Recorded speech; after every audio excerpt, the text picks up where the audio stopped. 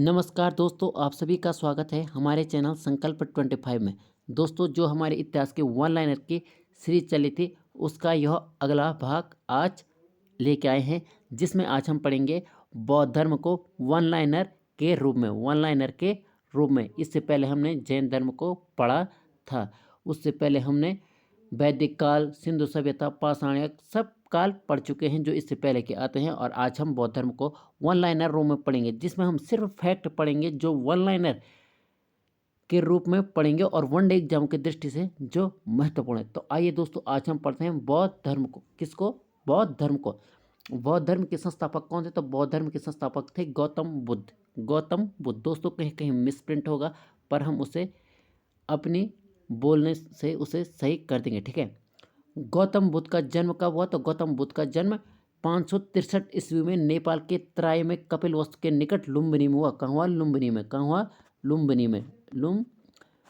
लुम्बिनी में हुआ गौतम बुद्ध का जन्म, ठीक है। बुद्ध का बचपन का नाम सिद्धार्थ था। बुद्ध का बचपन का नाम क्या था? सिद्धार्थ था। तो दोस्तों, हम अब कहीं पर सिद्धार्थ और कहीं पर बुद्ध कहेंगे तो आप समझ लेना कि हम गौतम बुद्ध के बारे में ही बात करें, क्योंकि इनका बचपन का नाम बचपन का नाम क्या था? सिद्धार्थ है, ठीक है। बुद्ध के पिता का नाम शुद्धोधन था। क्या नाम था? शुद्धोधन था। शुद्धोधन कपिलवस्तु के शाक्य गण के प्रधान थे। जो शुद्धोधन थे गौतम बुद्ध के पिता, वे कपिलवस्तु के शाक्य गण के प्रधान थे। शाक्य गण के प्रधान थे। सिद्धार्थ की माता का नाम महामाया था। क्या नाम था? महामाया। क्या नाम था? महामाया। सिद्धार्थ के जन्म के 7वें दिन, यानी सिद्धार्थ की माता का देहांत कब हुआ? तो सिद्धार्थ की माता का देहांत सिद्धार्थ के जन्म के 7वें दिन में हो गया। मतलब सिद्धार्थ को हुए अभी 7 ही दिन हो गए थे, उस समय उनके माता का देहांत हो गया था। माता का नाम क्या था? महामाया। सिद्धार्थ यानी बुद्ध का लालन पालन उनकी मौसी महाप्रजापति गौतमी ने किया। किसने किया? महाप्रजापति गौतमी ने किया। किसने किया? गौतमी ने किया। बुद्ध का विवाह 16 वर्ष की आयु में यशोधरा नामक कन्या से हुआ। किससे हुआ? यशोधरा नामक कन्या से बुद्ध का विवाह 16 वर्ष की आयु में हुआ। कब हुआ? 16 वर्ष की आयु में। बुद्ध के पुत्र का नाम राहुल था। क्या नाम था? राहुल था। 29 वर्ष की आयु में बुद्ध ने ज्ञान प्राप्ति के लिए गृह का त्याग किया। कब किया? 29 वर्ष की आयु में घर का त्याग किया गौतम बुद्ध ने ज्ञान की प्राप्ति के लिए। और इस घटना को महाविनिष्क्रमण कहते हैं। महाविनिष्क्रमण कहते हैं। बुद्ध के घर त्यागने के घटना को महाविनिष्क्रमण कहते हैं। परीक्षा की दृष्टि से अति महत्वपूर्ण है। महाविनिष्क्रमण के बाद वह आलार कलाम के आश्रम में गए और उनसे दीक्षा ली, पर वह इस दीक्षा से संतुष्ट नहीं थे। फिर वह अगले जगह चले गए। अलार कलाम कौन थे? तो अलार कलाम सांख्य दर्शन के आचार्य थे। सांख्य दर्शन के आचार्य थे अलार कलाम। सांख्य दर्शन के आचार्य थे अलार कलाम, ठीक है। बुद्ध के सारथी का नाम चाण था। क्या नाम था? चाण। क्या नाम था? चाण था बुद्ध के सारथी का नाम। और बुद्ध के घोड़े का नाम क्या था? कंथक। क्या नाम था? कंथक। क्या नाम था? कंथक। क्या नाम था? कंथक, ठीक है। कंथक नाम था, जो उन्हें घर से छोड़ने के लिए गया था, ठीक है।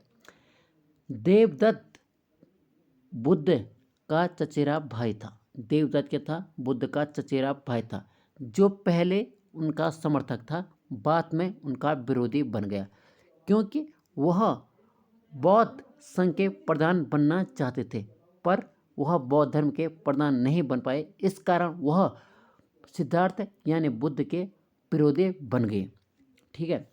बुद्ध को ज्ञान प्राप्त कहाँ हुआ? तो बुद्ध को ज्ञान प्राप्त हुआ गया में। कहाँ प्राप्त हुआ? गया में। किस वृक्ष के नीचे? पीपल के वृक्ष के नीचे उन्हें ज्ञान प्राप्त हुआ। समाधि के 8वें दिन वैशाख पूर्णिमा को उन्हें ज्ञान की प्राप्ति हुई। और इसी दिन से वे गौतम बुद्ध कहलाए। इससे पहले क्या कहलाते थे? सिद्धार्थ। इसी दिन से वे गौतम बुद्ध कहलाए, ठीक है। बुद्ध की 80 फुट ऊंची बोधगया में स्थित प्रतिमा लाल ग्रेनाइट एवं बलुई पत्थर से निर्मित है। किससे निर्मित है? लाल ग्रेनाइट व बलुई पत्थर से निर्मित है, जिसके निर्माण में 7 वर्ष लगे। कितने वर्ष लगे? 7 वर्ष लगे।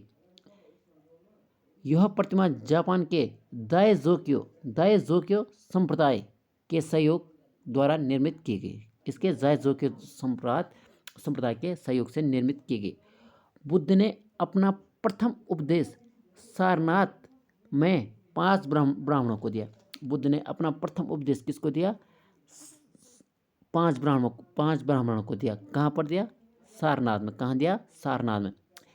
इस घटना को धर्म परिवर्तन कहा जाता है। इस घटना को धर्म परिवर्तन कहा जाता है। बुद्ध ने जब 5 ब्राह्मणों को अपना उपदेश दिया तो उसे धर्म परिवर्तन कहते हैं। ज्ञान प्राप्ति किया। बुद्ध ने गया में तपस्सु व मल्लिक को अपना सेवक बनाया। किसको? तपस्सु व मल्लिक को अपना सेवक बनाया। किसको? तपस्सु व मल्लिक को अपना सेवक बनाया। बुद्ध ने अपने प्रिय शिष्य आनंद के कहने पर स्त्रियों का बौद्ध संघ में भिक्षुणी के रूप में प्रवेश की अनुमति प्रदान की गई। अपने प्रिय शिष्य आनंद के कहने पर उन्होंने बौद्ध संघ में स्त्रियों का आगमन पर अनुमति प्रदान की। संघ में शामिल होने वाली पहली महिला कौन थी? तो संघ में शामिल होने वाली पहली महिला थी प्रजापति गौतमी। बौद्ध संघ में पहली महिला शामिल होने वाली महिला कौन सी थी? तो वो थी महाप्रजापति गौतमी। वैशाली की नगरवधु आम्रपाली, आम्रपाली ऐसे लिखते हैं, आम्रपाली भी बुद्ध की शिष्य थी। ठीक है, बुद्ध की शिष्य थी। बुद्ध ने अपने धर्म का सबसे अधिक प्रचार कहाँ किया? तो वो क्या? कौशल में। कहाँ किया? कौशल में। कौशल में अपने धर्म का सबसे अधिक प्रचार किया। और बुद्ध ने अपना अंतिम उपदेश सुलत को कुशीनगर में दिया। कहाँ दिया? सुलत को कुशीनगर में दिया। ठीक है। बुद्ध की मृत्यु 80 वर्ष की आयु में हुई। बुद्ध की मृत्यु कब हुई? 80 वर्ष की आयु में। 80 वर्ष की आयु में बुद्ध की मृत्यु हुई, यानी 483 ईस्वी पूर्व में कुशीनगर में बुद्ध की मृत्यु हुई। कहाँ हुई? कुशीनगर में। इस घटना को महापरिनिर्वाण कहा जाता है। इस घटना को महापरिनिर्वाण कहा जाता है। जब घर छोड़ा तो उस घटना को क्या कहा जाता था? महाविनिष्क्रमण। जब 5 ब्राह्मणों को शिक्षा दी तो इस घटना को क्या कहा जाता था? धर्म परिवर्तन। क्या कहा जाता था? धर्मचक्र परिवर्तन। क्या कहा जाता था? धर्मचक्र परिवर्तन। और जिस दिन मृत्यु हुई उसे क्या कहा जाता? महापरिनिर्वाण कहा जाता। क्या कहा जाता? महापरिनिर्वाण। बुद्ध की मृत्यु के बाद उनके शरीर के धातु 8 भाग किए गए। कितने भाग किए गए? 8 भाग किए गए। उनके शरीर के जो अंश थे, अंश मतलब जो उनके अस्थियां, उनको 8 भागों में विभक्त किया गया और उनको स्तूप बनाया गया। 8 स्तूप बनाए गए। 8 भागों में विभक्त किया तो 8 स्तूप बनाए गए। बौद्ध धर्म का मूल आधार 4 आर्य सत्य थे। क्या क्या थे? 4 आर्य सत्य बौद्ध धर्म के मूल आधार थे। क्या क्या? दुख समुदाय, दुख निरोध, गामनी प्रतिपदा। क्या थी? दुख समुदाय, दुख निरोध, गामनी प्रतिपदा। दुख निरोध, गामनी प्रतिपदा चौथा वाला था। ठीक है। अष्टांगिक मार्ग के अनुशीलन से व्यक्ति का निर्वाण की ओर अग्रसर होता है। जो बुद्ध ने अष्टांगिक मार्ग दिया था उसके आधार पर व्यक्ति निर्वाण की ओर अग्रसर हो सकता है। निर्वाण यानी मोक्ष की ओर अग्रसर हो सकता है। दोस्तों, जब हम कॉन्सेप्ट बेस पढ़ेंगे तो हम इन अष्टांगिक मार्गों को एक एक कर पढ़ेंगे। यह हमने वन डे एग्जाम की दृष्टि से हमारी यह सीरीज चली, इसलिए हम इसमें यह पूछा कि अष्टांगिक मार्ग किसने दिए? तो बौद्ध धर्म में दिए गए, यानी बुद्ध ने दिए। भारत में सबसे पहले बुद्ध की प्रतिमाओं की पूजा की गई। कहाँ की गई? भारत में बुद्ध की प्रतिमाओं की सबसे पहले पूजा की गई। बौद्ध धर्म में महायान शाखा के अनुयायियों ने सर्वप्रथम बुद्ध की प्रतिमा स्थापित की। किसने की बुद्ध की प्रतिमाओं को स्थापित? तो महायान शाखा के अनुयायियों ने। बौद्ध साहित्य को त्रिपिटक कहा जाता है। किसको कहा जाता है? त्रिपिटक। तो बौद्ध साहित्य को त्रिपिटक कहा जाता है। यह पाली भाषा में लिखा गया है। त्रिपिटक किस भाषा में लिखा गया है? तो पाली भाषा में लिखा गया है त्रिपिटक। त्रिपिटक बौद्ध ग्रंथों का सर्वाधिक महत्वपूर्ण है। बौद्ध ग्रंथों में जो सर्वाधिक महत्वपूर्ण है वो कौन सा है? त्रिपिटक। मृत्यु के बाद के उनकी शिक्षाओं को 3 भागों में संकलित किया गया। इन्हें त्रिपिटक कहा गया। मृत्यु के बाद जो उनकी शिक्षाएं थी इसे 3 खंडों में विभक्त किया गया, जिसे त्रिपिटक कहा जाता है। क्या कहा जाता है? त्रिपिटक कहा जाता है।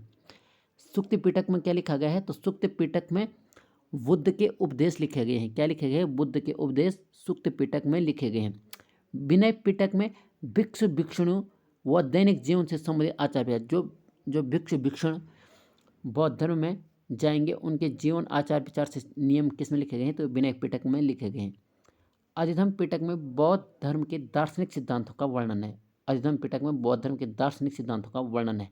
जातक कथाओं में बुद्ध के पूर्व जन्म की कथाओं का वर्णन है। जो जातक कथाएं हैं बौद्ध धर्म में, उसमें बुद्ध के पूर्व जन्म के कथाओं का वर्णन है। ठीक है, ये बौद्ध धर्म के बारे में है। दोस्तों, बौद्ध धर्म की 4 संगतियाँ हुई। कितनी संगतियाँ हुई बौद्ध धर्म की? 4 संगतियाँ हुई थी। कितनी संगतियाँ हुई थी? 4। कितनी संगतियाँ हुई थी? 4 संगतियाँ हुई थी बौद्ध धर्म की। जो प्रथम संगति हुई थी उसका समय था 483 ईसा पूर्व। कब हुआ था प्रथम संगति? 483 ईस्वी पूर्व। कब हुआ था? 483 ईस्वी पूर्व प्रथम संगति हुई थी। यह इसका स्थान कहाँ था? राजगृह। कहाँ था? राजगृह कहाँ था?